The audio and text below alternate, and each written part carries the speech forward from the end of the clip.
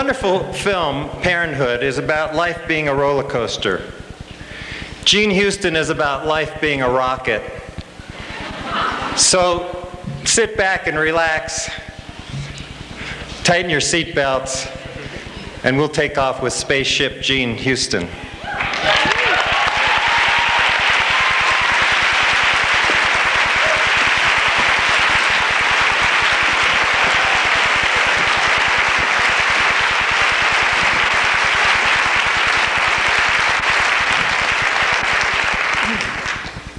Who was I? Vanessa Redgrave, Rollo May, and who else?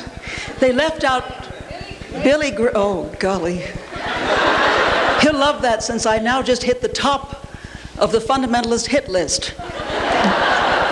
You left out Katharine Hepburn. Or as Katharine Hepburn said to Humphrey Bogart in The African Queen, nature, Mr. Olnott, is what we're put in this world to rise above. And we're not. And we're not. It's what we're put in to engage and to marry. Windstar. Where did you get that name?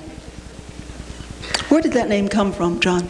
Well, at first it had to do, it always was connected with nature, and what seemed to be at the fore in those days was energy. And we were looking at renewable and sustainable forms of energy, and it's the wind and the sun for us. And then it said, as we thought about it so much more, the sun gives its all to everyone without judgment. The wind passes over us all and binds us together.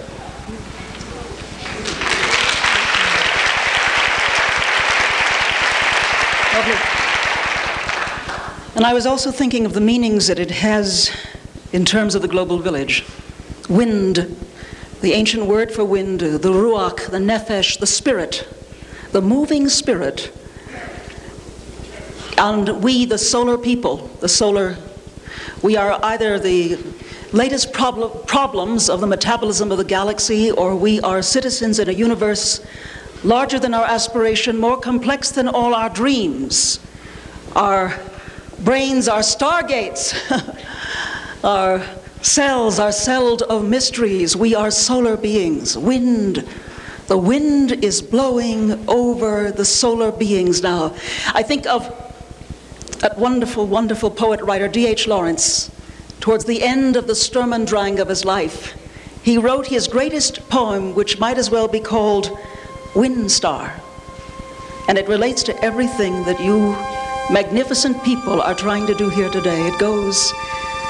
It's called The Song of the Man Who Has Come Through. Not I, but the wind that blows through me. A fine wind is blowing the new direction of time. If only I let it bear me, carry me. If only it carry me. If only I am sensitive, subtle, delicate, a winged gift. If only, most lovely of all, I yield myself and am borrowed by the fine, fine wind that takes its course through the chaos of the world like a fine, exquisite chisel, a wedge blade inserted. If only I am keen and hard like the sheer tip of a wedge, driven by invisible blows, the rock will split. We shall come at the wonder, we shall find the Hesperides. Oh, for the wonder that bubbles into my soul. I would be a good fountain, a good wellhead, would blur no whisper, spoil no expression.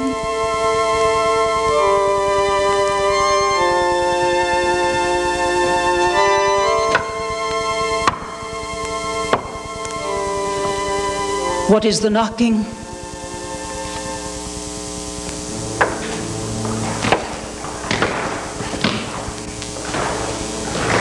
What is the knocking at the door in the night? It is someone who wants to do us harm? No, No, it is the three strange angels. Admit them. Admit them.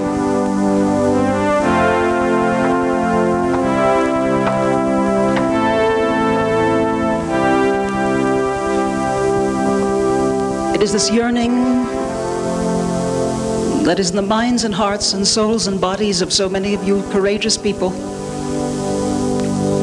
to be borrowed by the fine wind that is blowing a new direction of time, to be part of, as Dr. Brown said so brilliantly this morning, to be part of the annunciation of the prophetic moment which is now. These are the times, we are the people. Hillel said, if not now, when? If not you. And yet, how can we be adequate responders to the enormous ecological choices that we have to make in our time? We have maybe an open corridor of 15 years to make a difference as to whether we grow or die.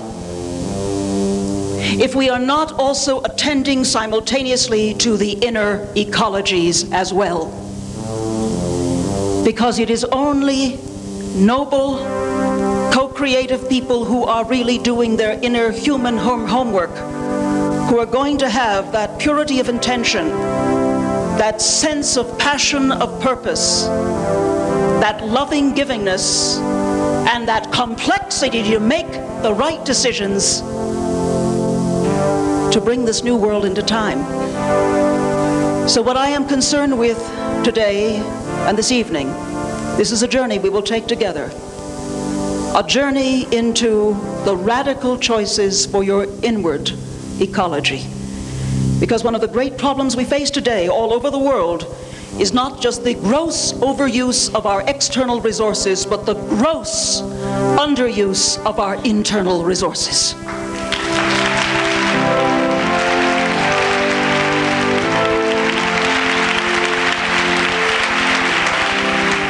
It will be a difficult journey. It will be hopefully have fun and delight, but it will be difficult. We will be pushing edges.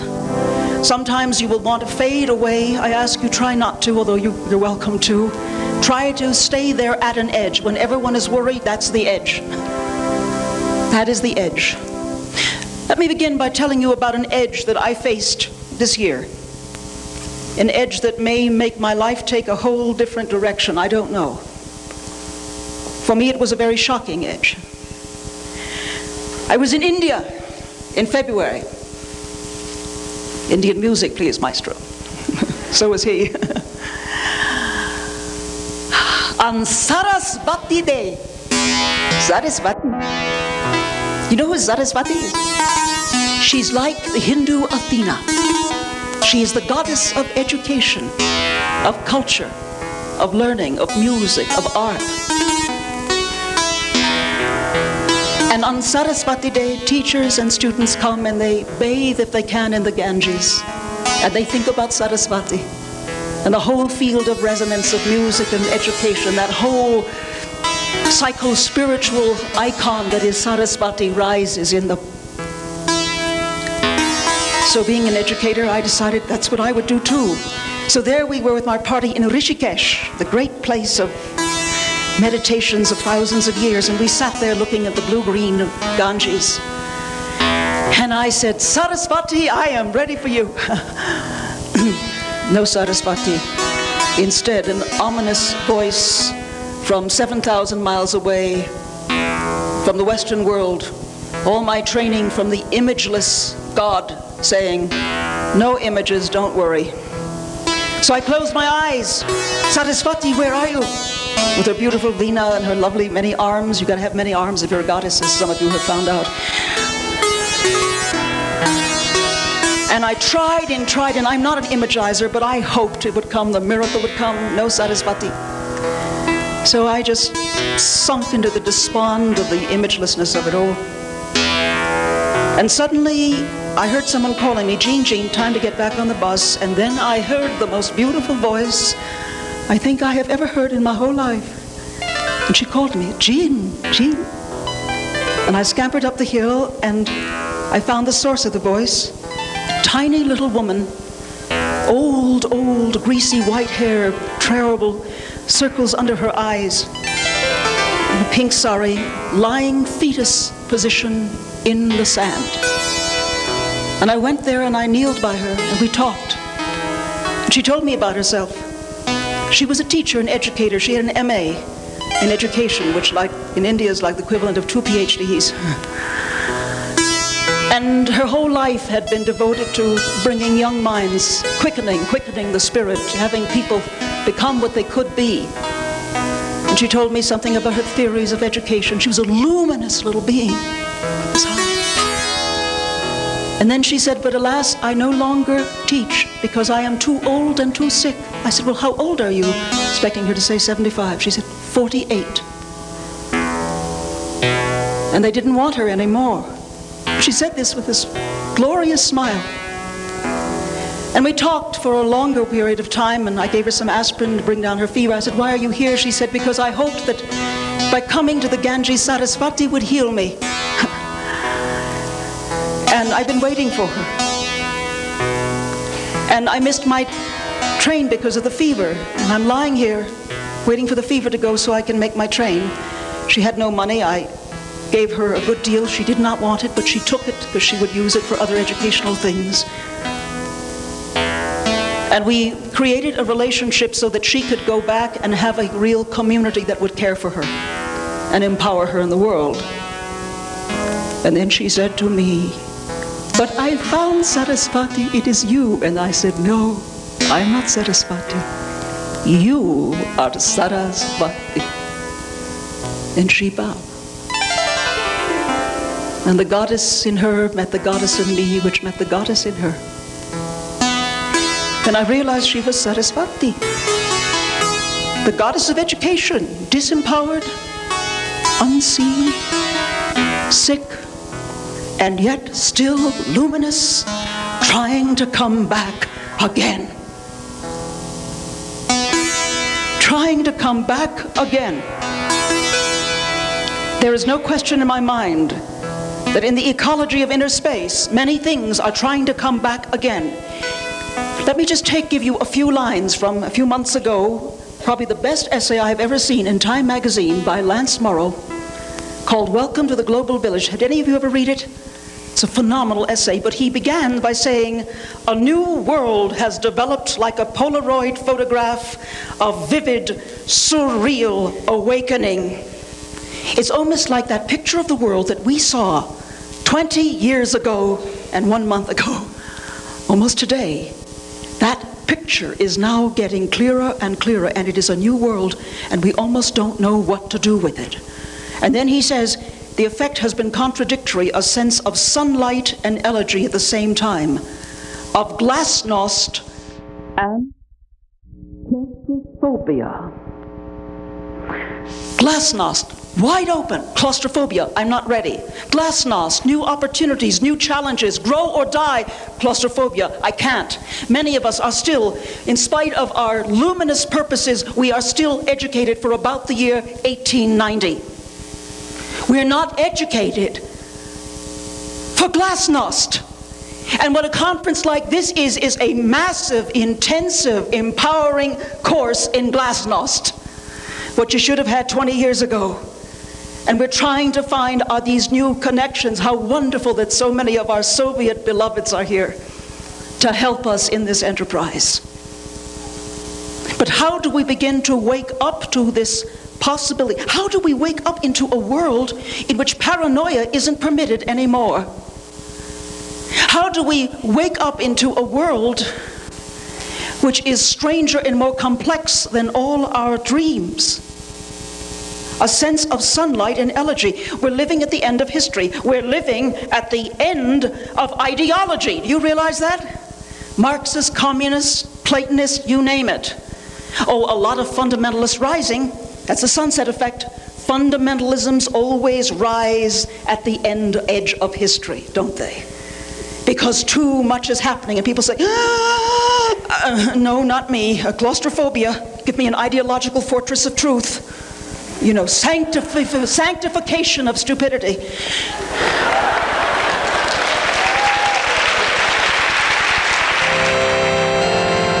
And then you have the other ones, other fundamentalists, even scientific ethnologist fundamentalists, who are saying, the problem with us is that we're not monkeys, but we're in monkeys. And then you could add from that, if I'm playing the devil's disciple here, you could then say about that, part of the problem is that with our monkey brains, regardless of how good our ideas are, we destroy them because we get up to monkey business. And that so many of our newspapers are reportings on monkey business, how we destroy the good idea. Now, I'm not saying that that is true or not true. There's some level of it. That we contain all these archaic structures in ourselves. But we also contain all the world's cultures are coming home to root, and to root, and to, what is the word I was looking for? Roost and root. All the world's cultures are here. All the old brains, the old amphibian, reptilian, mammalian, angel brains, it's all here. So interesting that in this time when we're becoming aware of a global village, we're becoming aware of the whole brain-mind system. And what we're also becoming, and this is what I have to say to ethnologists who say we're monkeys, is that may be true at one level, but we're also in a state of embryogenesis, that our brains are celled of mysteries, that we are the latency, the embryos of what we're trying to become. So that, for example, when you look at neuroenzyme transmitters, you know that they can be rerouted in a different way that makes for a very different and a far more complex state of consciousness. When we study these brain waves, these ancient archaic brain waves that are beating with the sound of the earth, they're also beating with the cosmos. What is mystical experience but what is called the entrenchment of the brain waves in a meditative or rapturous sound, and we move from microwave into macrowave phase functioning. That's what I meant by this latency that we have. We are cosmic beings. We are the gods we used to write about, only now we are becoming them, or as the great Meister Eckhart once said, as pear seeds bring forth pear trees, and nut seeds bring forth nut trees, so God's seeds bring forth gods. But we don't have any schools for God's seeds yet. But by God, some of you out here will start to create them. How do we begin to create schools for people who suddenly have become responsible, as the gods used to be, the mythic structures, for evolutionary governance? How do we prepare ourselves for that? And the chilling awareness of that is the glasnost and claustrophobia. My question is, how do we keep the glasnost open within ourselves so that when the old habits and the old patterns and the old fears rise and the shadows rise as they must, they become energies for deeper engagement and not energies for shutdown? Because we're not going to do all this if we keep shutting down. The man in Time magazine said, whenever the world's molecules reorganize themselves, of course someone announces a new reality, all changed utterly. A terrible beauty is born.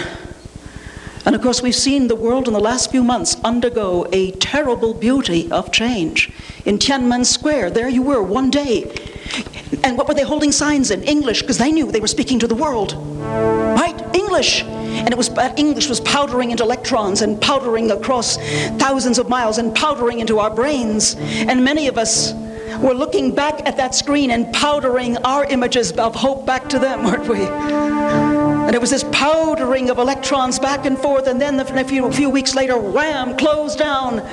But it's too late. The images were in the world. A terrible beauty has been born. And I think of the great words of Yeats 20 years after he wrote these lines, where he says, "'Tis all in pieces." Say it with me if you know it.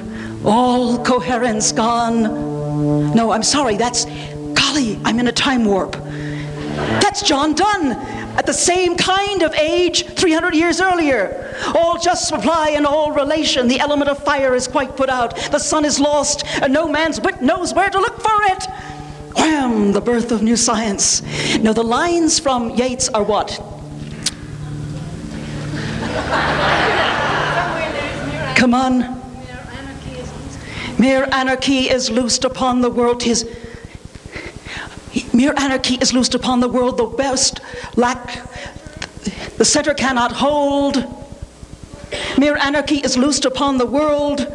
The best lack all conviction, and the world and the worst are filled with passionate intensity. And then he says, what rough beast, his hour come round at last, goes slouching toward Bethlehem to be born. 1928. 1989, almost 60 years later, we are in the era of the rough beast. Many of you are slouching to be born. That polarized picture of the new world, in embryogenesis, slouching to be born. The planet becoming born, laying down new nervous system, an intricate convergence of acid rains and rainforests burning, of ideas and Reeboks and stock markets that ripple through time zones, of satellite signals and worldwide television, of advanced purchase airfares, fax machines, the miniaturization of the universe by computer, of T-shirts and mutual destinies. How many of you are wearing on your chest blaring messages to the world? How many of you are wearing those? Save the whales, let the children grow. What else?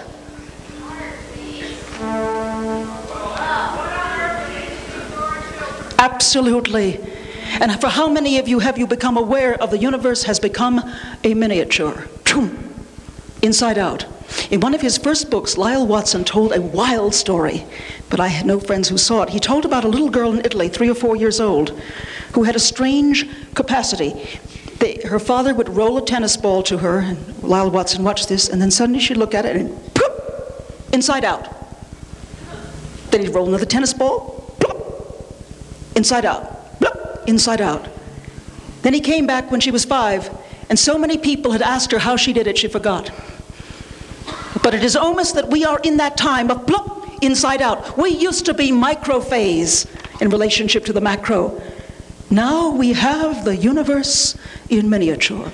We have asked to become partners of an evolutionary process and co-creators of that process. The village has become global. Now my question is, how do we do it?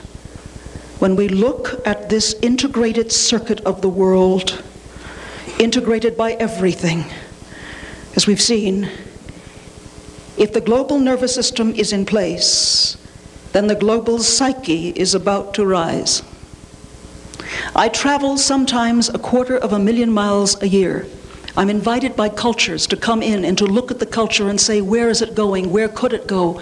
What is its deepest story? Why is the Ramayana rising again all over India and all over parts of East Asia? Why are the myths of the Grail, the search for the great sourcing energies of creation, rising all over Europe again? We now have just celebrated the 50th anniversary of The Wizard of Oz as a movie. Why did that movie grab the American psyche? Because it was about the disempowered heart, the disempowered mind, the disempowered courage. Written in 1900 by Frank Baum, it spoke to the end of the century. The Grail is about the quest of the person who can really blow it, blunder terribly. He gets to the place of Grail Castle where the Fisher King and the whole kingdom is a wasteland, and instead of asking the great question, where is the Grail, he forgets. Or he takes a PhD in nightcraft and doesn't ask the right question. He has too much education. How many of you have failed to ask the right question because you knew too much? And then he goes through 7 years of passionless doing of his profession.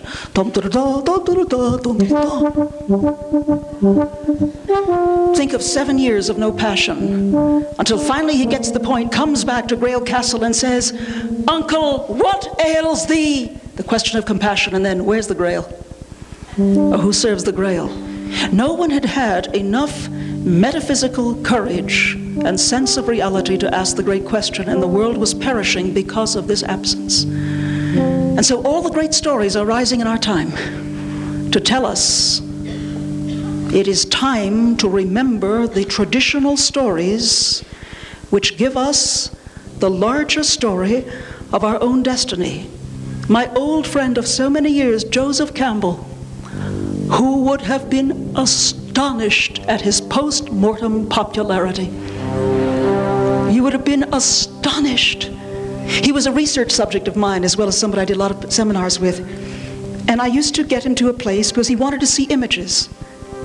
He's the one person in the world I was never able to get to see an image. And I said, you don't see any images? You who have populated the world with images and symbols and myth? No, not at all. How dare you?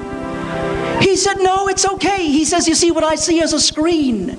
And I'm very kinesthetic. He was a great athlete. And I feel those images pulsing at me, vibrating through that screen. And I send that pulse out into the world. Now, many of you are doing that. How many of you in the last few years have found yourself fascinated with myths, images, symbols, strange religions? How many of you have found something quaking in yourself that you had not had quaking there before? Now, what Joe said, close to his death, was that we were, as Dr. Brown said this morning, there was a thematic unity, but we were about to move to another world myth. It was the world psyche about to rise. And so first the level of it is what we're seeing all over the world. The reconstruction and the rise of world symbols. It's as if the psyche itself is putting these up, as well as our own fascination. Obviously, it's a mutual process.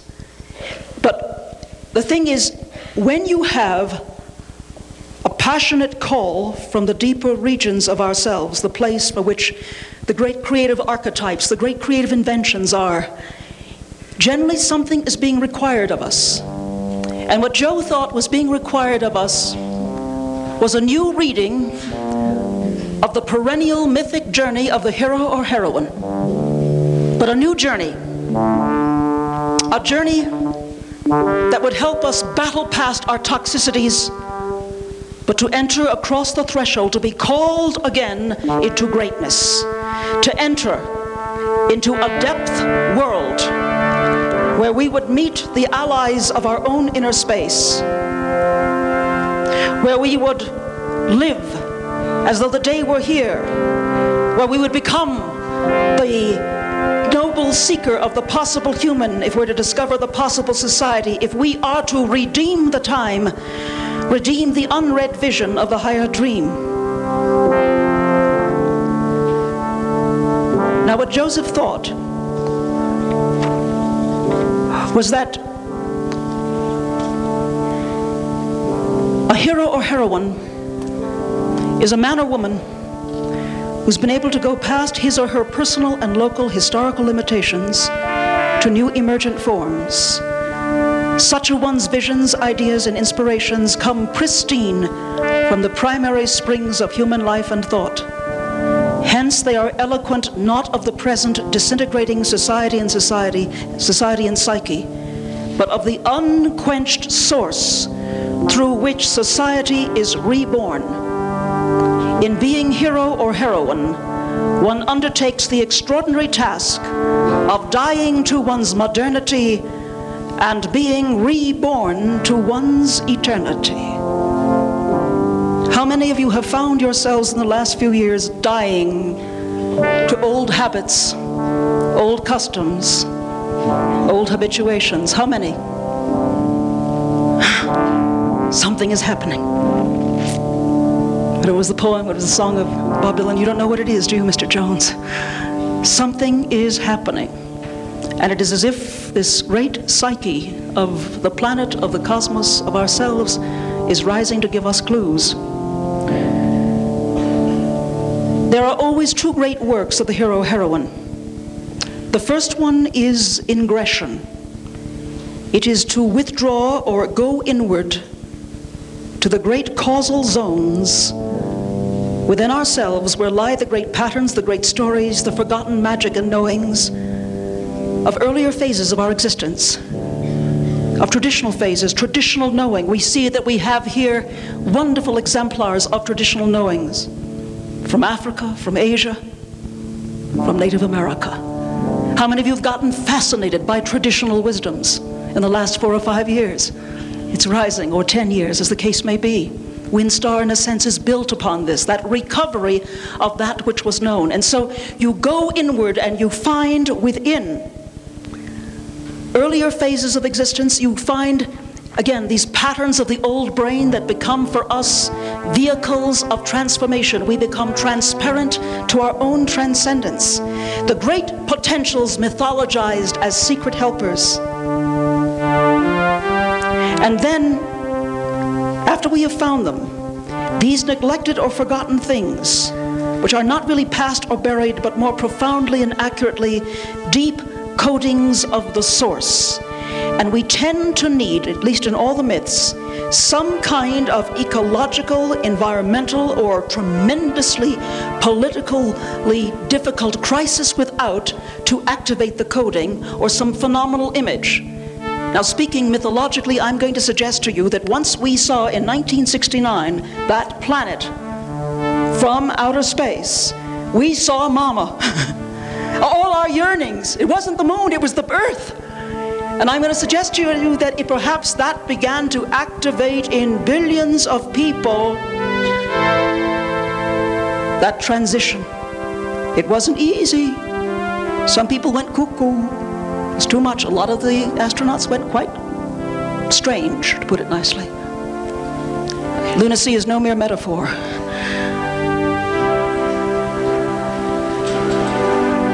Some of you fell in love with ideas you never thought that you could ever know before. Many of you changed. Many of you turned a corner on your existence. It was as if, like in that wonderful thing, 2001, when they touched the, remember they touched the rectangle, and something about that image activated something. And the world has not been the same. It's also been a shame. Everything's been speeded up. All our pathologies, all our shadows, everything has come to the party. Everything has been speeded up, including the harvesting of the great knowings. So by uncovering these capacities in ourselves, by having the courage to cleanse, to purify, to prepare ourselves, by doing the difficult task of becoming the instrument through which what is trying at the edge of history to enter into time can enter into us, we become the agents of the next dispensation, the agents of bringing culture and civilization to the larger ecology, because the hero or heroine's journey is always about the deepening of culture. We become agents of the entelechy. What is entelechy? It's the entelechy of a baby to be a grown-up human being. It's the entelechy of an acorn to be an oak tree. It's the entelechy of you and me to know God's seed only knows what. And many of us feel ourselves energized, activated, provoked, humiliated, laughed at by this entelechy rising. So what has happened to the concept of hero? It's changed. Hero is no longer the beleaguered, adolescent, guilty, shame-ridden one, but rather the mature and compassionate one who joins the complexity of local space-time to the eternal domain of consciousness, who risks the uncovering of painful knowings so as to be able to transmute these to higher and more integrated patterns of culture, who becomes the quester of the possible human and in some sense becomes the incarnation of that human. He or she is mindful, however, that that quest does not end with vision or incarnation, but continues into high service, which if you look at it is high play or the evoking of the possible society. It then becomes jump-off time, whole system transition. That's what the new myth is about to spell in us now. Whole system transition. Not just jump time for the species, but multi-species jump time. That's why the wolves are wolfing at us and why so many dolphins are coming in. So many more bugs talking to us.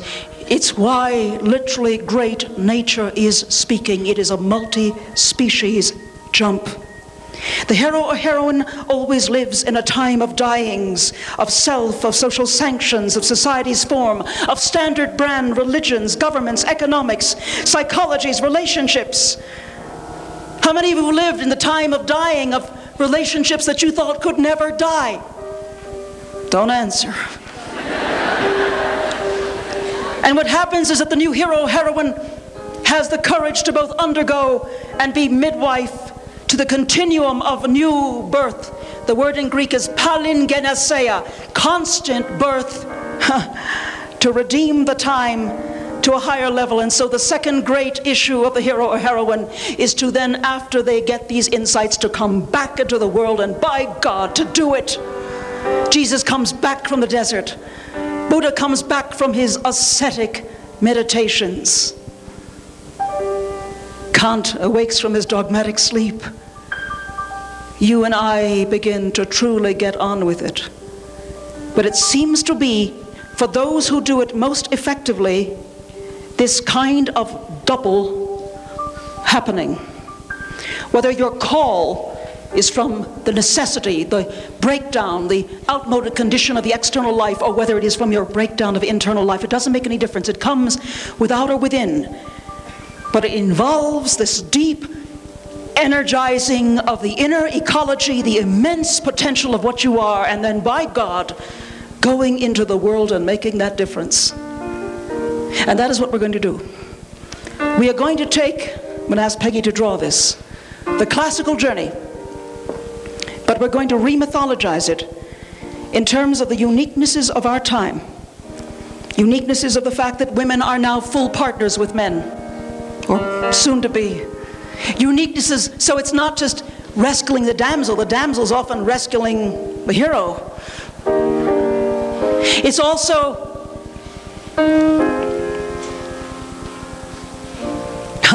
you can't have war.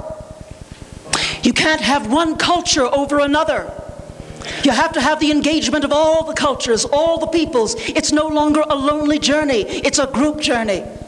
1 + 1 + 1 = 6,483. We got to up the ante on this hero's journey. So it looks different. It begins with a call. Now the call generally isn't, yoo-hoo, would that it were. Sometimes it's terrible. Sometimes it's a blunder. You really louse up. You do the wrong thing. How many of you ever really loused up? And how many adventures did this big louse up lead you into?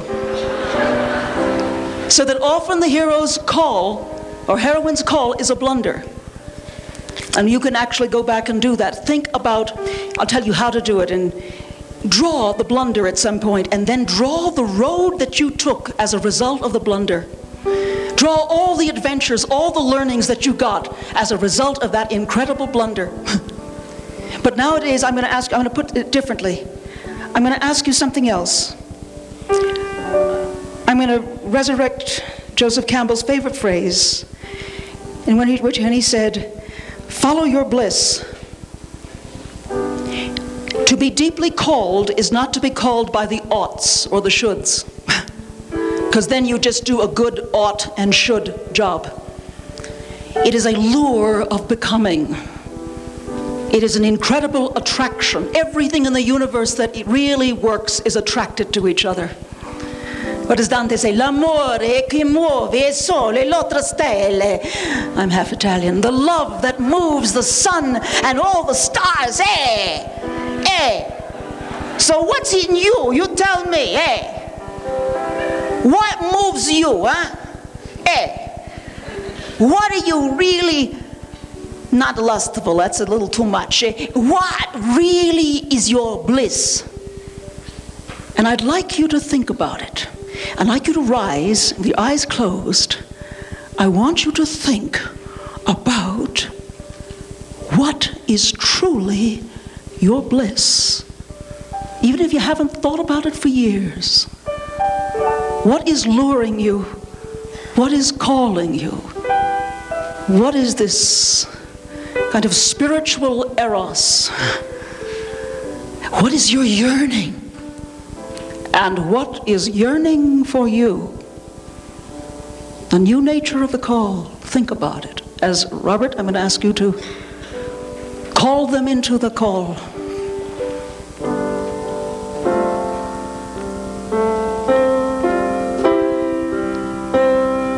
And as you begin to feel it, I'm going to ask you to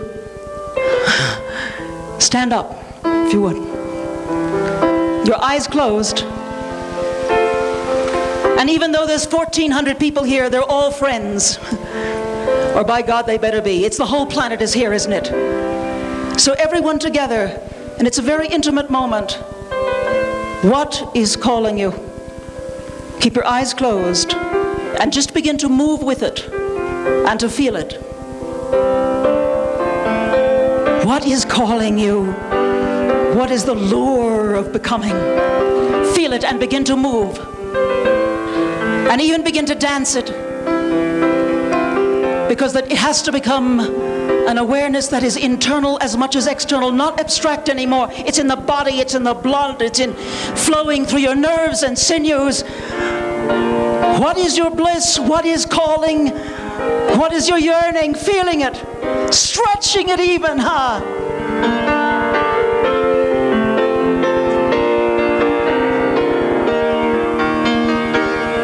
As you feel it, begin to dance so that we can soon have a room of dancing blissnies. A room of people who are feeling this kind of call. Who or what is calling you?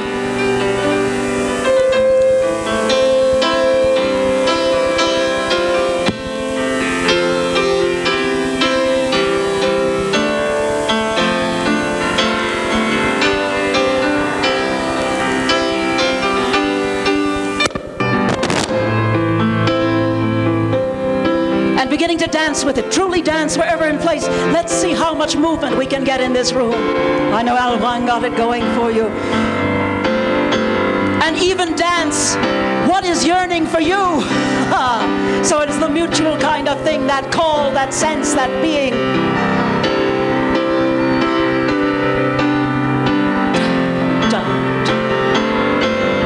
And begin now to sing it out. What is calling you? What is the bliss? Speak it out. Sing it out, everyone. Sing it, speak it, or breathe it into the air. What is it? What is it?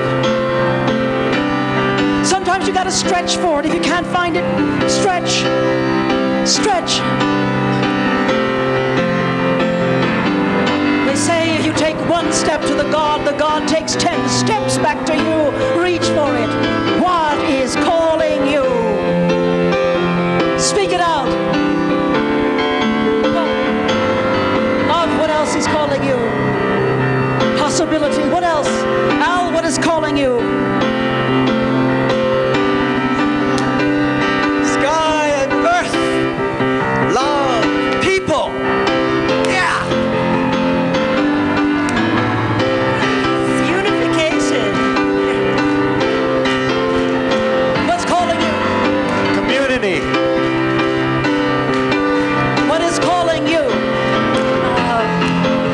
What is calling? Love. Commitment. Sky. Earth. Serving. What is calling you? Hands. What is calling you? The divine plan. What is calling you? Love. Peace. Joy. Jesus. Love. Being called, feeling that call. How is that call? Let's make a song out of it. Make a song up right now. What is calling me? Make a song up. I challenge him with I hear impossible a things. call inside me.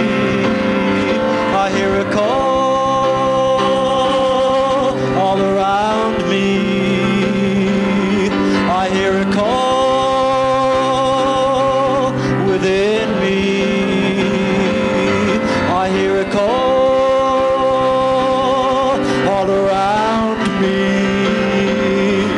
hear a call within me. I hear a call all around me. I hear a call within me. I hear a call all around me.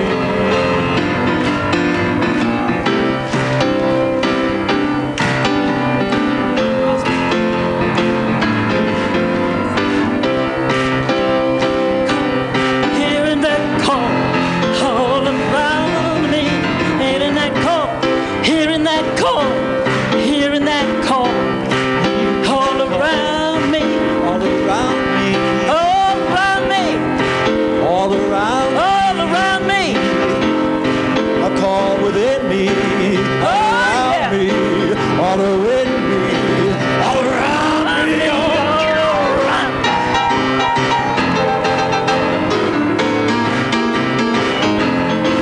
Oh, do you hear that call? Oh, do you hear that call? Woo-hoo! You hear that call?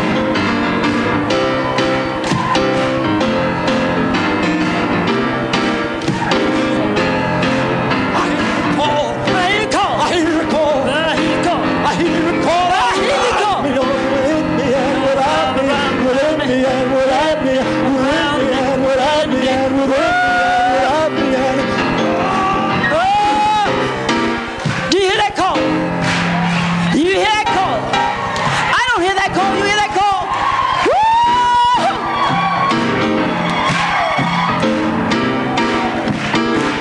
Bring it way down.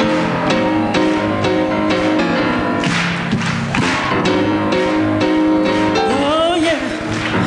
I hear that call. You hear that call? I hear that call.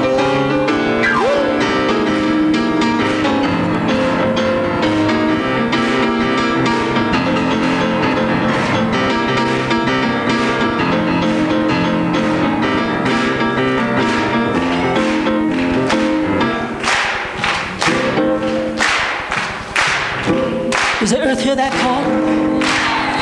Does that earth hear that call? Oh, does that earth hear that call? Woo! The earth hears that call. So the earth says, honey, what are you going to go about doing about it? Next step. You're going to dance with it. You're going to dance with the earth? All right, let's all dance with the earth. Build it up. Dance with the earth. I mean, dance with her. Hold her. Hold her. Hold her and dance with that earth.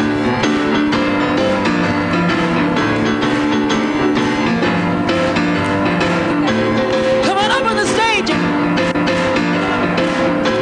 Come on up on the stage. Oh, yeah. Hearing that call.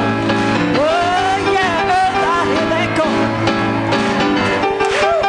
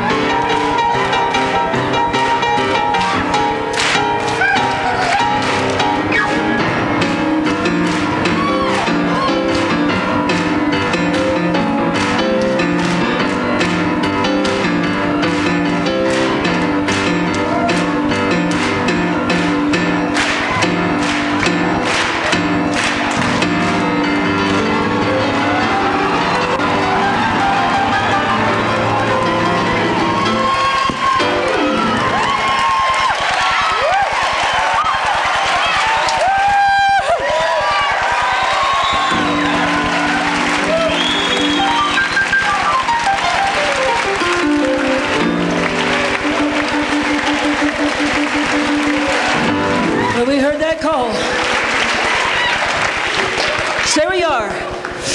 Next problem. And the journey is called the refusal of the call. And that can happen in a variety of ways. If the shoe fits, raise your hand. You don't hear it because of what I call simple track patterning. You have to get on with the linear demands of the day, and the day after that, and the day after that, and the day after that.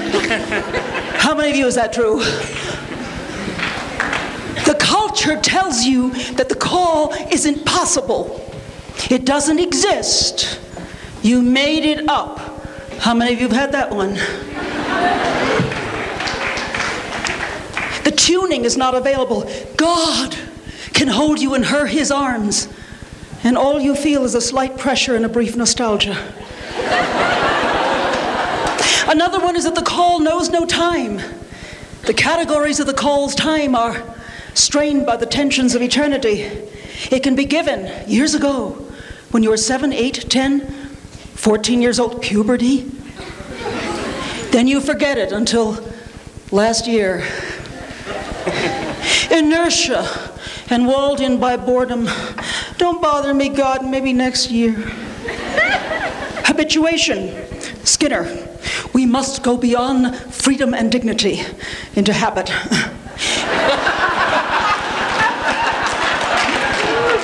Like a well-conditioned mouse. Poor mice. Some of my best friends are mice, and so much has been bad.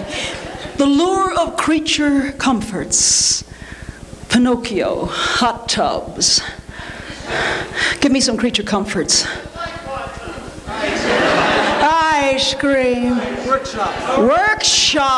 Junkies. Oh, right. The seduction by the aesthetic. California in Byzantium, you know. Forms of impotence. I can't and they won't let me. The terror of the naive that runs to the parent figure. Brunhilda. You know, bigger than me. You know, kept a virgin for 100 years. How many of you would like to be kept a virgin for 100 years? Protected by the fire of her father. That means running to your institution. Being protected by institutional ideas. It's the terror of the naive. The 13th fairy in Sleeping Beauty. Then there is the conscious refusal of the call in order to become its victim. Life hits you with opportunities, and what you answer is, look what you've done to me. Familiar? Now what happens that all this does, if you refuse the call, is that it creates new problems. And it evokes a quickening of entropy or disintegration. The sourness of nausea begins to fill your days.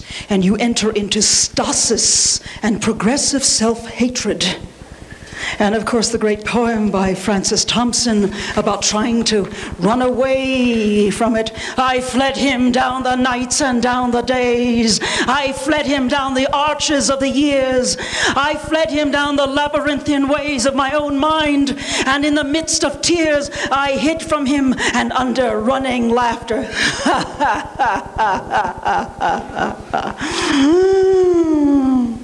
One is pursued, harassed, beleaguered night and day by the divine being that is the image of the living self locked within the locked labyrinth of one's own disoriented psyche. And after a while, you can't stand it anymore. So we've cooked up a little process which I name the entropy cocktail circuit to let you laugh beyond your entropy. Peggy, come here. We're all going to do this. Let me just show you how it looks. Peggy, get a thing. You think about what is your big denial, your big refusal, and you turn it into a posture. And then you introduce yourself. I'm Michael and Messiah. I'm much too busy to hear the call right now. I'm already saving the world. Thank you. I have 14 projects. I'm responsible, Gene.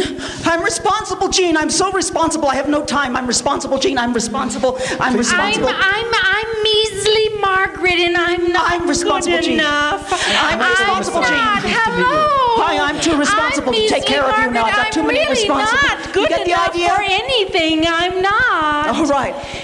What is your chief barrier? What is your chief barrier to really hearing your And to call? really responding and doing. Turn it into a gesture and introduce yourself in that way. You got it? Begin. How many people do you want in a group? Oh, no, just go around and introduce yourself. Hello there. I'm very responsible. Who are you? I'm afraid. I'm afraid I'm responsible. Risk. Oh, risk. I'm very responsible. I've got to know more. As soon as I know more, then I'll be able to do it. Yes, And I can tell you, you got to be responsible.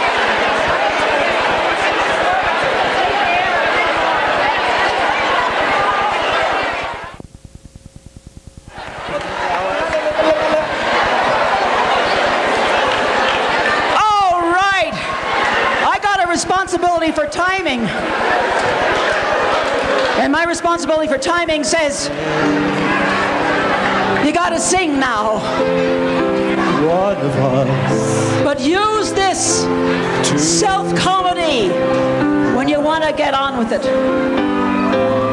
Find your heart.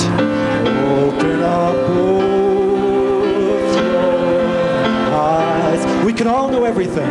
We can all know without ever knowing why. Without ever knowing. It's in every one of us by and by. It's in every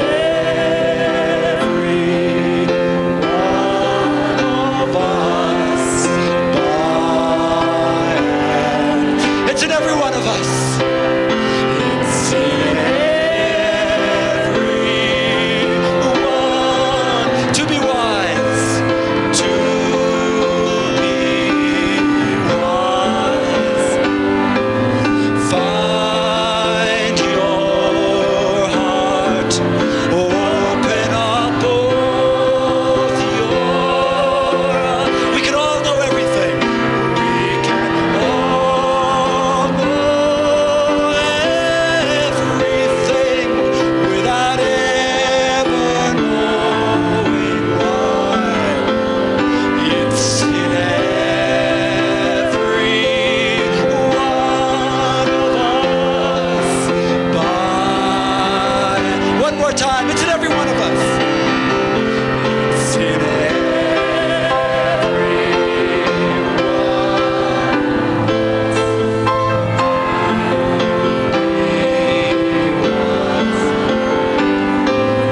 Find your heart, open up both your eyes. We can all know everything without ever knowing why.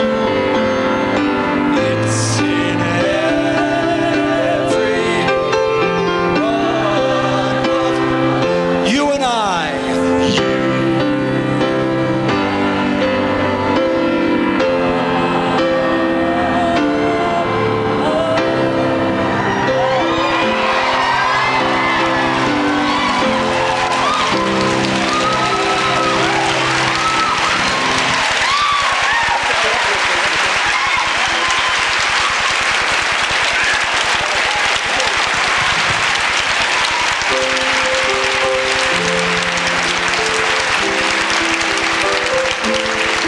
You can stay up here because we're going to hear a lot of movement, believe it or not. And you can sit down too if you want for a couple of minutes, not for long. You can sit right on stage if you want. Or on the floor.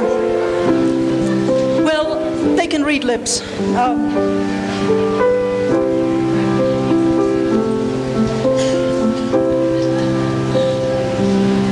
Can you hear me up here? Sort of. Then sit up front if you can.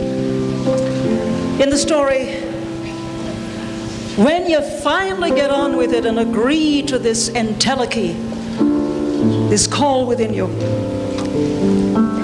the great stories tell us that you are rewarded with an ally, a helper. In many of the traditional stories, this helper is female, sometimes resembling a cross between Mary and Glenda the Good Witch.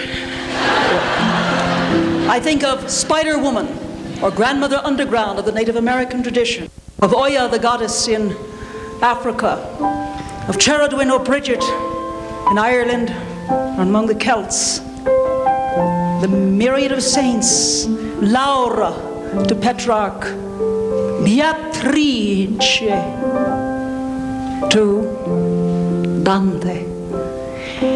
Or it is an archetype of that which one has lacked, but is in its fullness at some level of the psyche, and the psyche, of course, at this point opens up to a vastness. When one feels oneself in touch with this ally, which can be spiritual, it can be totemic, animal, it can be ideational, truth, goodness, beauty, justice, ecology.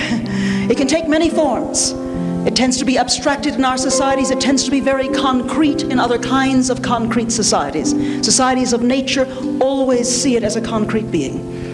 But however it is seen, when you feel yourself in this alliance with this psycho-spiritual extension of oneself, you feel as if you are dancing on the rhythms of the universe, that nature, great nature herself, has taken a part in opening your path. And at least for that period of time, things seem to ring with synchronicities. How many have ever noticed this at those times? The right book, the right person, the right moment, the rightness. The I Ching speaks about it. Everything converges to bring you home. Now, because we have been so abstracted for 300 years, we've lost the vital personal aspect of this deep sense of the ally. Although a lot of you are getting it back through the back door, aren't you? I just finished a book last night. In the last 2 months, I've been living in the 12th century BC. That's where I've been. It's funny being here. Finished a book on the Odyssey. And the opening of the Odyssey, well, actually, it opens in ancient Greek. Ancient language was very different from ours. Matter of fact, I'd like you to do it with me, because we're going to call up ancient archetypes. So let's begin by speaking an ancient language. I'm going to recite for you the opening of the Odyssey in ancient Greek, and by God, you're all going to do it. That's right, you're going to do it, okay? Because it gets your blood going. It's a blood-getting language. It goes like this. And this is what it sounded like, we think. Handra moyene pe musa polytropous, which means, sing in me, muse, and through me tell the story of the man of many potentials. That's what it means. Okay. Andra moyenepe. Let's do it. Andra moyenepe. Again, but you sing it out. Your mouth should be made full of blood. Andra moyenepe. And then thank you. The next lines are Musa. Musa. Andra moyenepe Musa.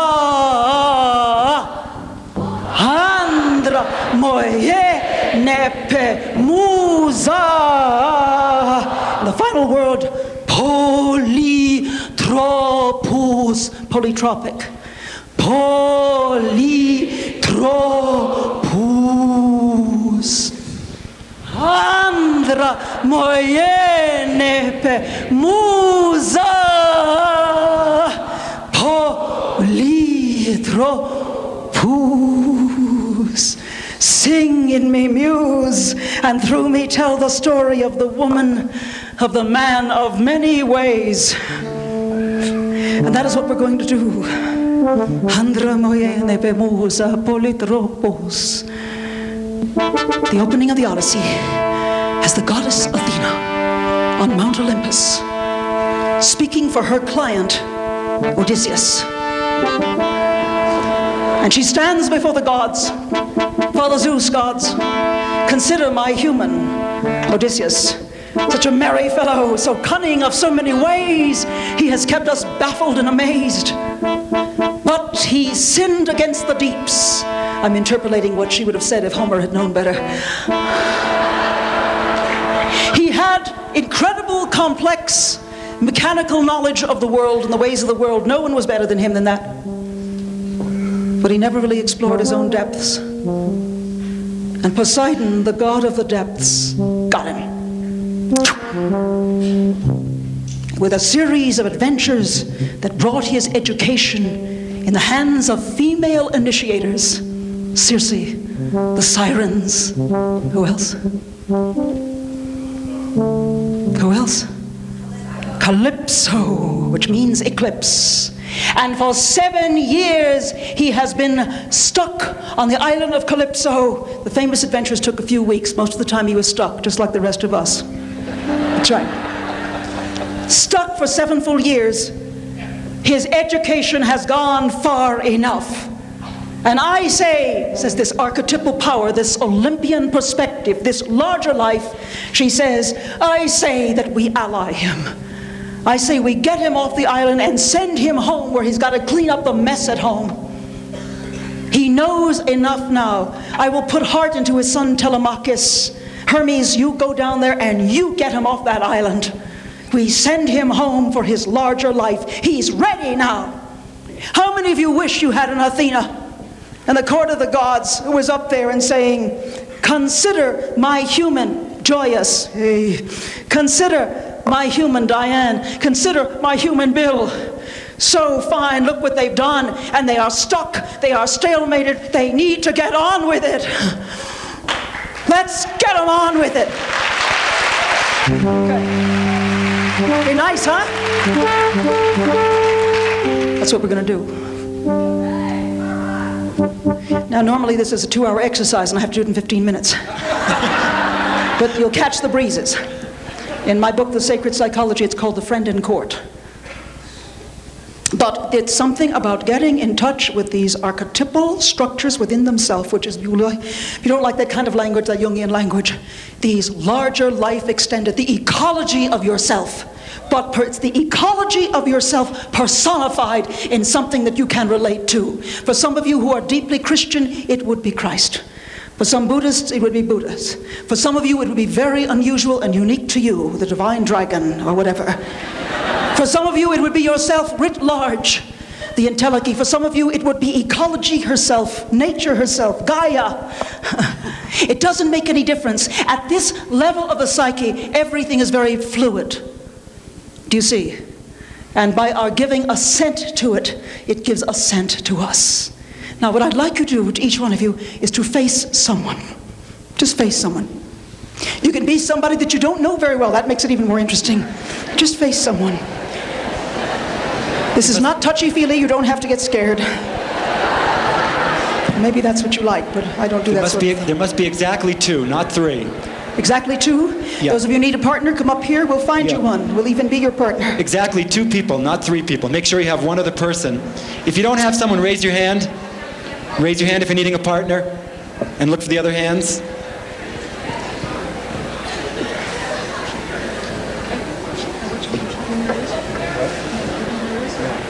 Singing me music.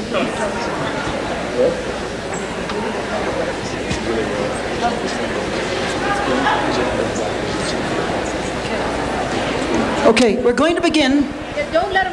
Don't miss out on this opportunity to gain a major ally. So if you don't have a partner, come stand here. Come here and we'll find you one very quickly.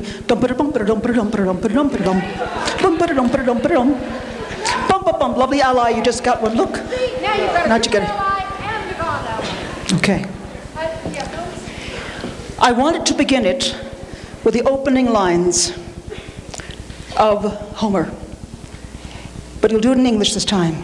Sing in me, muse, and through me tell the story of the woman or the man of many ways. And we're just going to keep reciting that for a while, and then we're going to take you into a guided visualization, and then you are going to be the god or the archetype speaking for your human. Consider, suppose I were Athena, consider Jean, such a good girl, works so hard, so responsible, and yet she knows that there is so much more beyond that horizon, but she's so busy teaching other people, she is losing out on the major education herself. It is time to send her home to her own deeps. She needs to be eclipsed for a while. She's got to go to Calypso's island. Only make it a man, not Calypso, and whatever. But whatever it is, but you will make it speaking for your human as the god. Yes, and speaking as a friend how many of us have somebody who is absolutely on our side all the way down the line? That's who we're going to invent or create or have for us on this event. And don't put yourself down and don't say you've lost it or you need to get off this or any of the rest of it. Talk about how good you are and how brave and how courageous and how strong. And you do have challenges and you do have certain needs and the rest of it. And get this wonderful new perspective of acting as if you are this being who is your deepest, oldest friend and who has been with you since before you were born. Someone that is uniquely yours. Being in touch with that and just speaking through it, singing me muse, or singing me great friend of many ways. Oh, singing me muse, and through me tell the story of the woman of many ways. Singing me muse, and through me tell the story of the woman of many ways. Sing in me muse, and through me tell the story of the woman of many ways. Sing, evoker in me muse, sing, oh please sing, and through me tell the story of the woman of many ways. Sing in me muse, and through me, great voices, God voices of many ways. Sing in me muse, and through me tell the story of the man of many ways. Sing in me muse, and through me tell the story of the man or the woman of many ways. Sing in me muse, and through me tell the story of the woman of many ways. Whisper, whisper. Sing in me muse, whisper, and sounds, and through me tell the story of the woman of many Sing ways. in me muse. Sing in me muse, and through me tell the story of the woman of many ways. And I'd like you to close your eyes now, please. Close your eyes. As the muse, the god, the goddess, the archetype, the great quality begins to rise in you and says yes to you. Close your eyes, take a deep breath, and hold it. Hold it. Let it go. Deep breath in and hold it.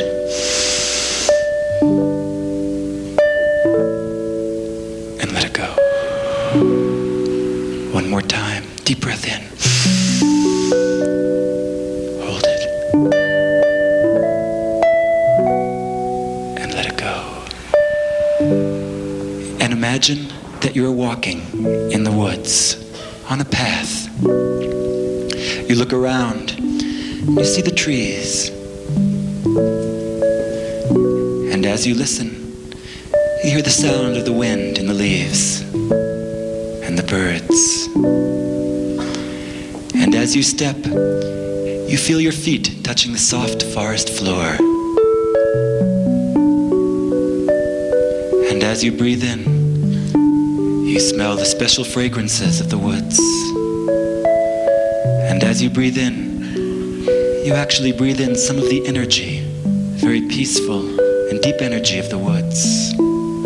As you walk on this path, you see it winding before you through the woods.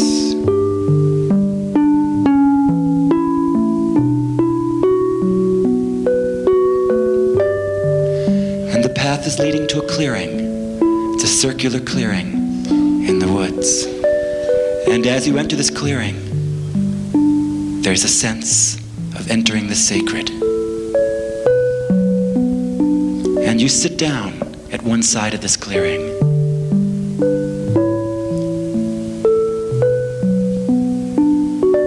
And as you look at the far side of the clearing, very slowly out of the woods, a figure emerges. And this figure is an ally of some kind. It may be human, it may be animal, it may may be divine, it may be from your past, from your future, from mythology, it may be a vision of a god or a goddess, it may be a quality, the embodiment of a quality.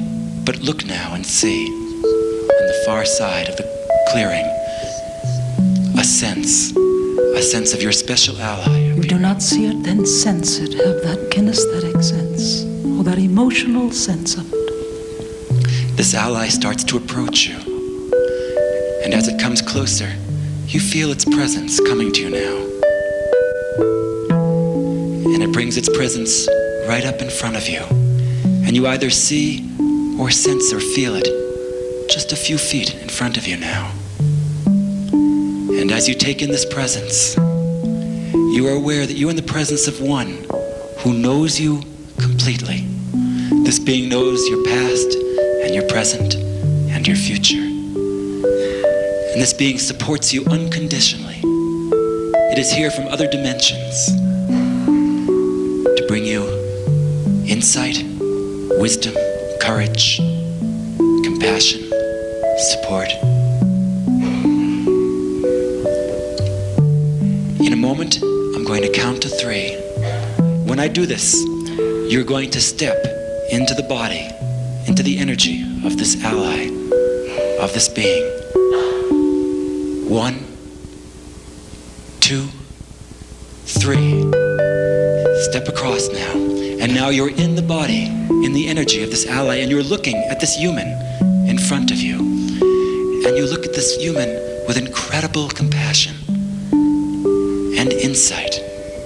You know the struggles of this human that goes by this name. You have known this human, it seems like for centuries.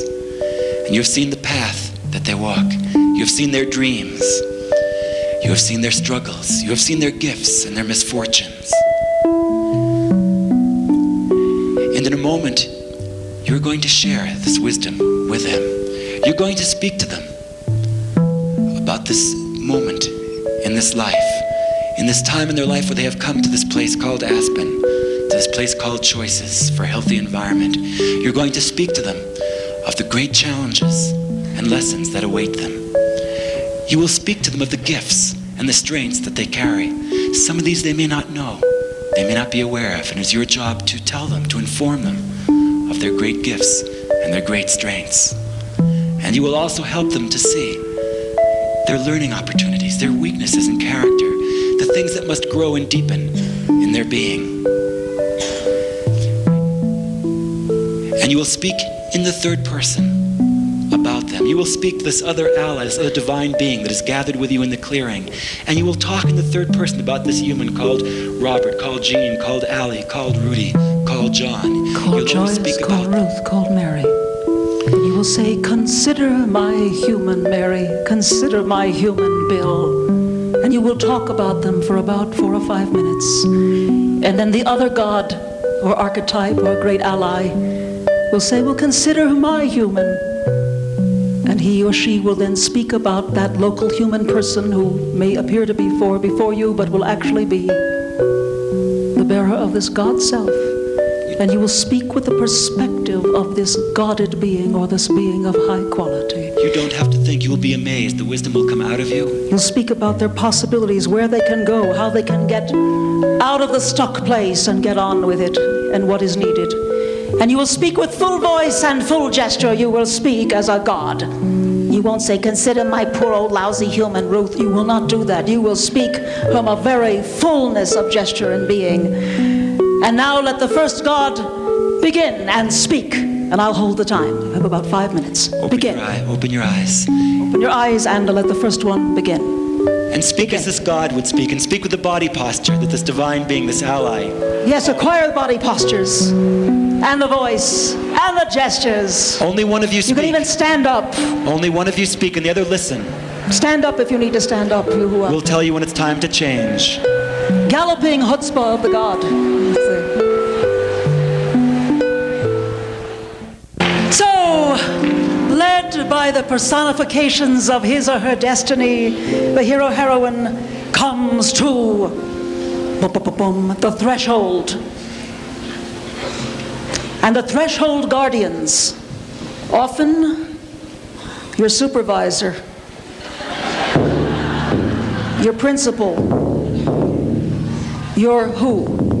Who are the modern threshold guardians? Mama. Who else? Your ego. Very nice. That's a big one.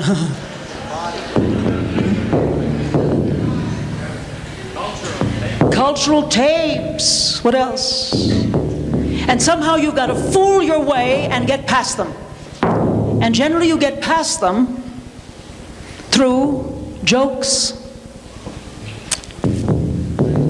through dialogue, through what else? Crying, through cheating, through drama, through pretending that you're somebody else and then they can't catch you,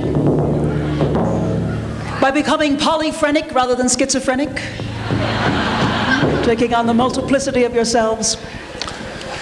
And then you enter into, when you get into that deeper realm, you're suddenly into a realm of amplified power. Now the problem with power is that many of us are afraid to use it. What did you say was the Americans' chakra of power?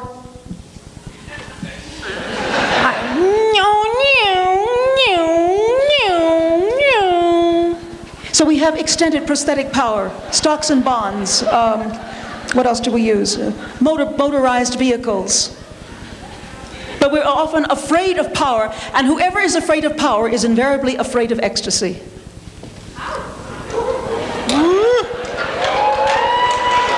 We have very low ecstasy tolerance.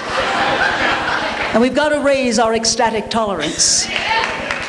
And the way we do that is we raise our sense of the beauty of power. I don't mean Macht, I mean potentia. Our sense that we are co-respondent with Mother Earth. That we are co-directors of a world that up to now had mostly directed us. We have to take this power. And that is what happens into the hero-heroine. They're suddenly in a realm of amplified power. And often they feel very frightened at first. How many have ever been really frightened by the power that you suddenly had? Because it's Pan, the god of nature, panic, dread, the boundless. Where's my nice restrictions who told me who and what I was? Suddenly I've got leaky margins. And I'm leaking away all over the place. But of course everything is leaking into you too. And so what is taught at that level is the way of the use of power, the fact that your existence is unbounded, that the restrictions that you learned were cultural, part of the cultural trance. And so when you go beyond dread, you almost invariably get to ecstasy. And so that in all the great stories, there are dreadful occurrences that then invariably carry you to ecstasy. I think of the story about one of the earlier avatars of the Buddha who was known as Lord Five Weapons. And he was a very fine young man who had gone to very early pre-Vedic military college, and he came out with 5 weapons. And he was told, don't go into the forest where Sticky, what was that god's name? Was it Sticky Fingers? Sticky Hair, boundary man. Sticky Hair was. But he went in, and there's Sticky Hair, who used to eat up everybody. And Sticky Hair said, somebody from the military college. All right, come on. And Lord Five says, you can't. I am going to get you with my javelin. Choom, and it just stuck and doppled off. And he says, well, my bow and arrow. Boom. Well, I'm going to come and I'm going to club you. Wham. And he was stuck. And then he began pounding on the chest, and he got stuck on the chest, and kicking with the feet in the head, and he was stuck. And Sticky Hair said, hey, this is some fellow, this is some hero. He said, but too late, fellow, I'm going to eat you. And Lord Five Weapons said, no, you're not, because I've got something inside of me. I've got a thunderbolt inside of me. And if you eat me, I don't care, I'm beyond all that. I'll explode, and so will you.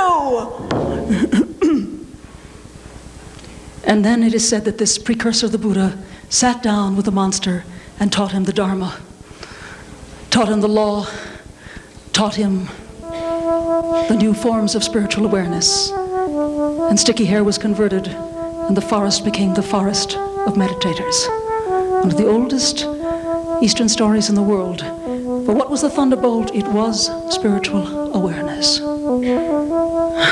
And it was the relationship of this spiritual awareness to the entire spirit of the earth And when you have that, then nothing can vanquish you. And so we are told in most of the great stories that when one enters into the threshold, into the unconscious, into the deeper parts of who and what you are, into this realm of suddenly all these latent potentials that are there in embryo, suddenly they are there in their fullness. The allies are there, the archetypes are there, the very creative forms and inventions are there. I mean, what do the great geniuses do? They tap into it regularly in their form. They said to that silly little man, Mozart, how can such a silly little person like you write such supernal music? He said, it's because, thank you, when I compose, I go deep inside of me and I listen. And then I just play what I hear. And whence it cometh from, I know not, but I thank the good Lord, it is at least Mozartish, you know. And of course the music just poured out of him. So he would enter regularly into the realm of amplified power. Then he'd come back with all this music. Mozart's, Wagner said the same. Hoffman said the same. I'm sure John Denver would tell us the same. It is that incredible realm of the great creative patterns which, when we learn how to attune our inner eyes, our inner ears, our inner proprioceptors, we catch the glory and the terror and the beauty of these great creative principles that are yearning at the crossroads underneath the threshold to come into time. Many of you are social re-enchanters of the world. Many of you are social inventors. The great social inventions are right beneath that surface crust, waiting for you to find them, to cross into that realm of amplified power, and they are there in you, and by God, you almost have to do it. Now, we're told in the stories that the way that one is prepared to take it on is that you are swallowed for a while in what is called the belly of the whale. From Hiawatha. Mishinama, king of fishes, in his wrath he darted upward, flashing leaped into the sunshine, flashing leaped into the sunshine, opened his great jaws and swallowed both canoe and Hiawatha. Jonah. Many whale stories. Now the whales are coming up and trying to talk to us, and we're swallowing the whales, which is another problem. But the thing is that one is reconstituted in the depth. You have to be born twice. Born again. Not just your regular birth, but then the reweaving that occurs at that point in which you agree to the larger choices. And you can't go out and make the great choices, the great music, the great inventors, until you have been beautifully reconstituted. I'm going to call Peggy here, and we are going to do an exercise for you, a belly of the whale exercise, which we want you to get very comfortable. So those of you who want to lie down, you can lie down up here. Those of you who want to be very relaxed, but it is a place of reconstitution. And it is also, and this is very important, of dying to the old structures of the self that need to die, and being rewoven, reconstituted, re-engendered to the structures that are there yearning to come in and replace the old toxic structures.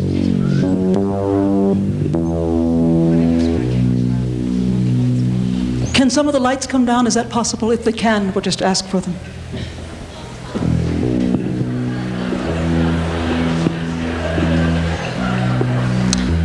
What is the great comedic? The sound effects. It's not all sun. They're coming. We're not asking the sun to go down. No, not that. No, these lights, these dazzling orbs. Closing your eyes. You'll have to read that a bit.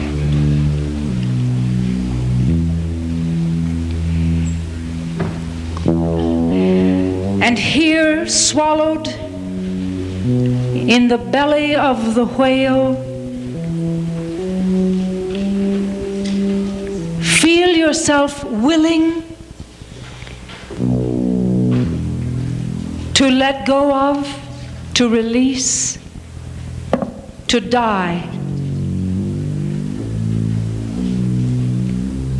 Whatever part of you needs to be reconstituted, become aware, if you can, of what that might be.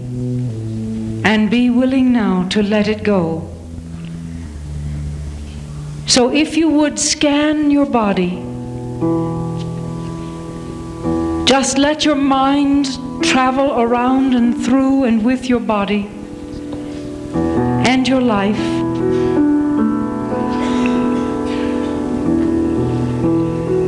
And find yourself comfortable here in this belly of the whale.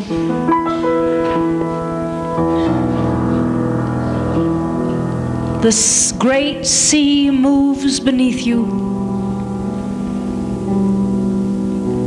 and some fine work is about to be performed within your own being. And I'm going to ask you to maintain a dual consciousness, maybe even a triple consciousness. With one, you will hear things that are going on outside in the world outside, and let them be heard and let them go. Be aware of your own body and your own being, and also scan this globe, this earth of ours, our world. Perhaps you'd like to go to some place in your mind that is your own part of this planet, or some place that you feel deeply connected to. Or maybe you just want to roam. But as you scan your body, scan the earth. Scan the body. Scan the earth. Scan your body. Scan the earth. Now think of yourself as being only in your skeleton. You are sitting there in your skeleton, 1,400 skeletons here. Something in you has been allowed to fall away, flesh, old veins, old fluids seeping away, and you are just bare bones. Oh, you're in consciousness somewhere, but it's not necessarily attached. At the same time, you're scanning the earth as bare bones, bare rocks, dried up seas. Something horrendous has happened, something has died, nothing more. The earth is bare bones. Feel a relationship between yourself as bare bones and the earth's bare bones. But be aware at the same time of the spirit that is moving through this bareness in the biosphere of a new earth. A spirit, a new earth that is circling, filled with light. A wind star. A wind star moving over this bare-boned earth. It is the entelechy of the earth.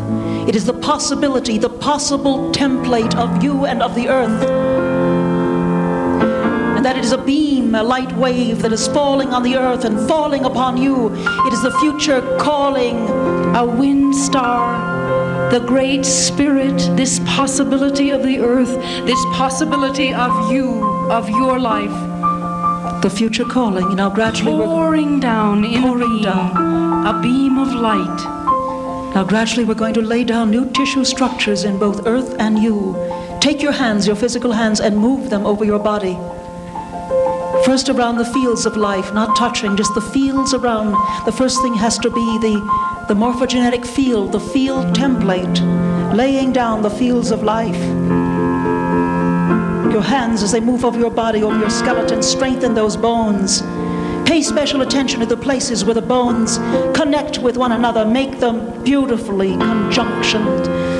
Beautiful conjunctions of bones, so that ankles and joints, knees, hips, ribs, spine, skull, jaw are magnificently articulated and connected smoothly, beautifully. And see the waves of light pouring onto that structure as you move your your hands over your body. See that you see the waves of light, and that your hands be the messengers of that light, of that entelechy, of that life. Your hands are messengers, and they are bringing light and life to all your bones. At the same time, caressing the planet, caressing the rocks out there with your hands, caressing them physically, getting the sense of planetary history that is there in those bare rocks, and yet beginning to lay down the possibility of seeding for new light, new life on this planet, and feeling your internal skeletal structure made of light and life and new coding, the coding that was there all the time but now is being quickened and called into being. Hold the template of that sense of health and suppleness and energy and sureness. And then that template of communion and communication that the bones receive, it sends it out to the planet, to the earth as well. The template of the earth and the template of you communicate together, one to the other, and you can say to it, live and be, my beloved. So that you and the earth commune, and let there rise from that healthy bone structure be born a love affair with the earth, a mystery of connection with the rocks and the hills of earth. And from this love affair, this divine marriage, muscles are spawned. Muscles begin to striate and form over your bones, strong, pliant, limber, rewoven muscles. And soil begins to grow upon the earth, and yeast and loam itself all across the world. Soil with the possibility of life. Feeling the growth of the musculature on your own body and the growth of the soil and musculature. And now the arteries and canals moving through all this with the great heart pumping station.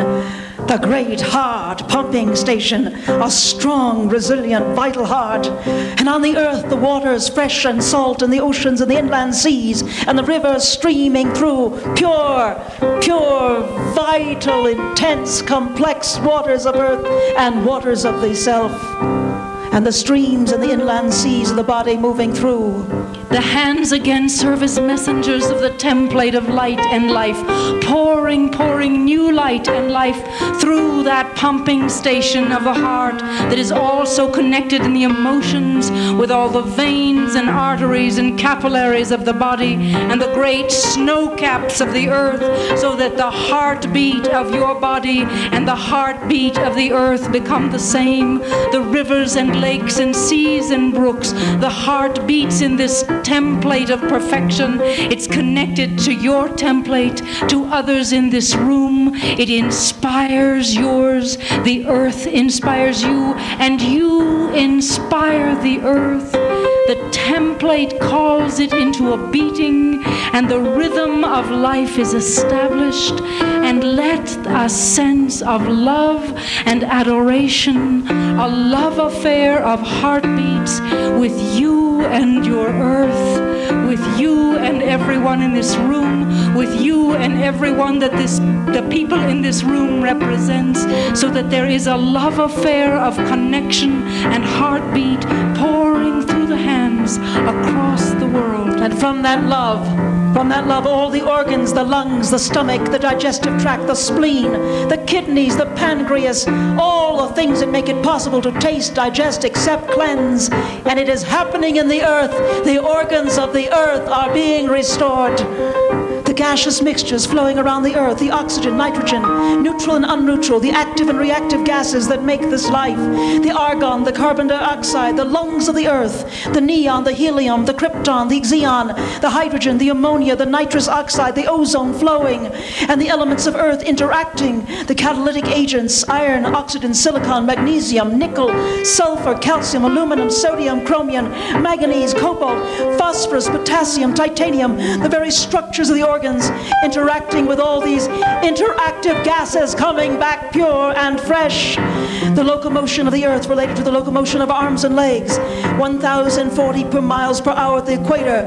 The orbital velocity 66,597 miles an hour. Oh boy, we're really moving. Woo! inclined a bit, 23.45 degrees at the equator, moving and taking on the organs of the mass, the atmosphere, the hydrosphere, the biomass, the oceanic crust, the continental crust, the mantle, the core, all those organ systems of water, of land, of air in place, reproducing, excreting, transforming, illuminating, all these magnificent structures and structures relating to the systems and structures of your growing body, and over it the layers of life, the skin forming, steaming through your body, the skin, and on the skin so many inhabitants, Billions and billions of little creatures per square inch that keep the growing, greening, graining of your being going. All the magic of the skin and all that lives therein. And on the earth at the same time we regrow the plants and the trees, the vegetables, the flowers, the fruits, the plankton, the living things, the algae, the bacteria, the land plants, the protozoa, the insects, trillions, quadrillions, worms, termites, wild animals, bears, water animals, food animals, work animals. And finally, on the surface of the human, so tiny, not unlike the size of little bacteria on our skin, and we are related. But one component missing, mind, and in a brain, and in ourselves the brain growing, more luminous, more beautiful, more interconnected, more perfect than ever before. Live and be, my beloved. A universe in itself, that brain. 100 billion years interconnecting at the speed of light.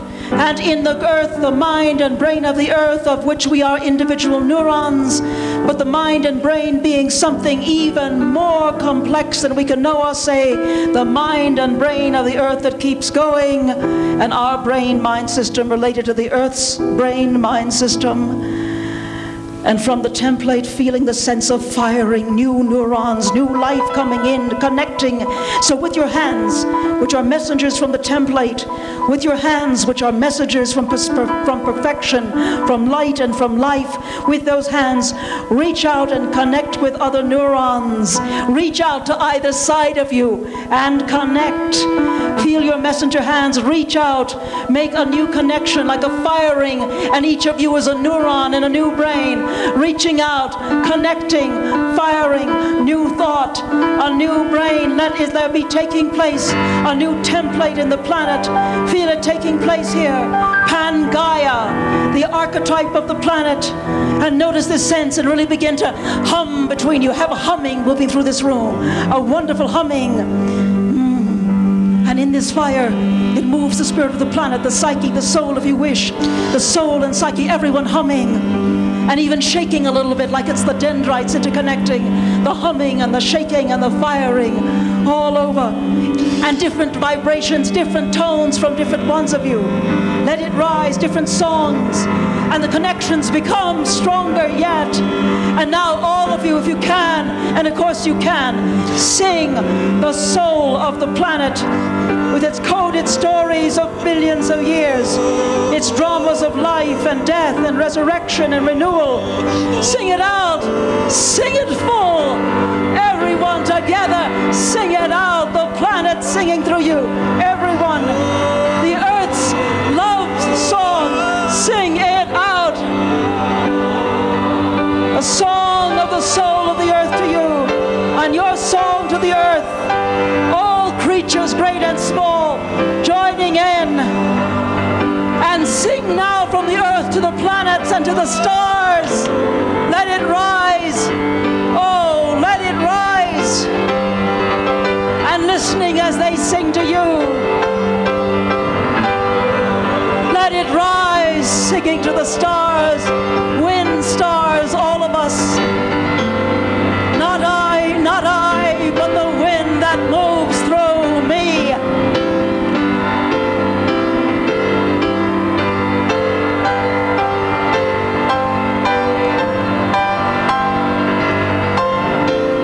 And knowing and believing and affirming that together you create the new connected world, the template of the earth, the template of the world, the great connections.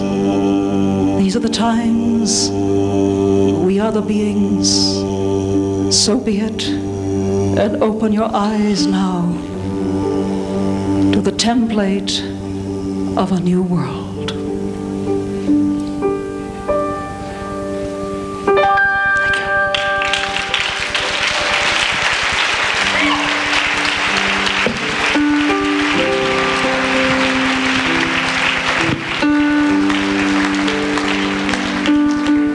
So keeping this going, what I'd like you to do during dinner, and we have a special way of doing dinner, is to keep with it, not gossip, not that kind of stuff, but stay with it, because we're going to finish this journey this evening in about 2 hours or so, as we take you on the greatest part of it, the road of adventures and the finding of the beloved. The road of adventures and the finding of the beloved, and the coming back and being the orchestrator of all worlds. So I'd ask you, over dinner, if you can, with whoever you're with, even if it's somebody you know very well, saying, how does this new possibility for yourself, this deep journey that you are taking with the planet, what does it say to the choices that you feel that you are going to try to make? Person, planet, and the journey of the world.